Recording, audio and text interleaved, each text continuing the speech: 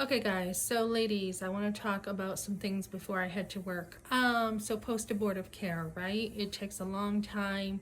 You hopefully have a community around you that's sticking with you through the whole time that you're going through this because it makes it much better. So today I had looked at some resources sent to me from one of the post-abortive groups, and I think a big part of grieving is anger. I think it is. And this was a biblical perspective of getting your anger out.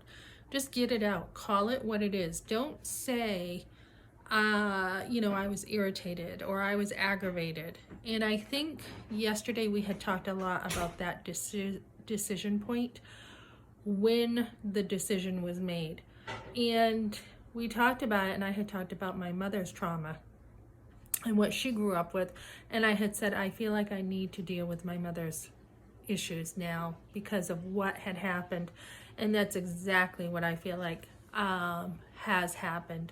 Not only you have to frame this afterwards in the gospel and understand God forgives. There's no sin that he does not forgive. But that residue that's left, that hatred you have had at times for your parents for putting you through such a thing, it has to be dealt with. So don't call it, she just had a hard life and, you gotta just make excuses for someone. No, call a spade and call it what it was, which for me, it was my mother using me, basically using her daughter to make herself look better. So she used me. My father wanted an abortion. She, whatever, in marriage was codependent and made him happy by using me. He may have tried to save me in his own way, but whatever that was, I remember at one point my mother was like, do you want me to help you raise the kid or what? And I knew I was in trouble. I knew that I did not want her help. But again, I didn't know what abortion was. I didn't know that pregnancy was, more than an egg and sperm, that it was actually a baby. I knew I didn't want her help after she just betrayed me with my father. She went and told on me. She did again after the abortion. She went and told on me. She was very against me. So I didn't want her help, but the communication didn't go any further. And the next thing I knew, I'm at the doctor's office and she's telling me not to read the papers, just sign it. And of course you want to trust your mother, right? You want to trust that she's going to do what's best for you. But in fact, there are parents, and let's speak about the truth here, there are parents who are not thinking of the best of their kids, for their kids. They're just trying to save face. All they care about is themselves.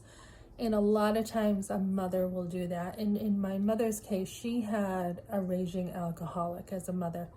And her mother would party, and there would be a lot of black men over. And not saying anything about black men in this day and age. We don't really care about, that, interracial relationships. But back in the day, they did. And so she had a lot of black men over, my grandmother, and she would sleep with a lot of different men. And my Uncle Bill actually found her one day with another man in a tent he told me about. So there was a lot of secrecy.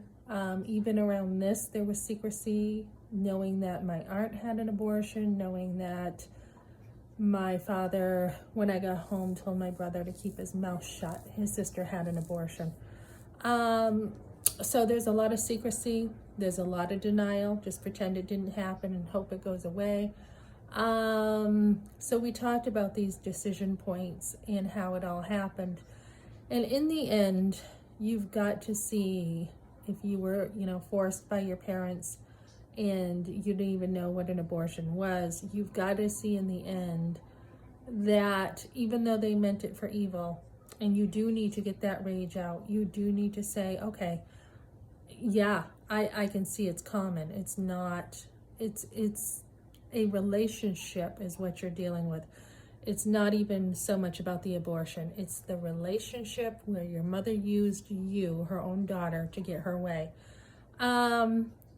That's kind of the end of it. That's kind of what you have to realize. And then you have to frame it not only in the gospel that God forgives, but you have to frame it with looking at her relationship with her mother and what kind of relationship she had and how she was used by my grandmother and given to men to, you know, get what she wanted. Same thing, just a different way, except in this time it was worse because it was a child. So when you look at it that way and really call a spade and really get in there deep, then you're going to heal a lot faster. You're going to be able to be like, okay, this wasn't just my situation, this was a whole family situation.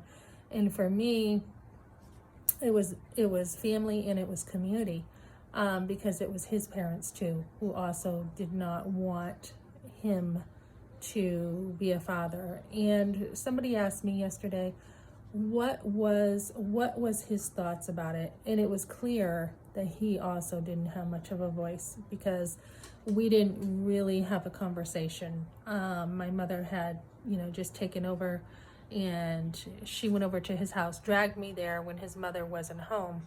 So there wasn't much of a conversation with me still being mad at him for getting me pregnant and me just sitting there while my mother took over. So you've got to grieve it, not just with your mother, you and your mother's abortion, but with the whole entire family, including the grandmother. You have to look at, how did this happen? How did this come about? What kind of trauma was there for your mother to allow this? So that's kind of where you're going to heal. It's not just the one woman who had an abortion, it's the whole entire family. Okay, guys, thanks for joining me.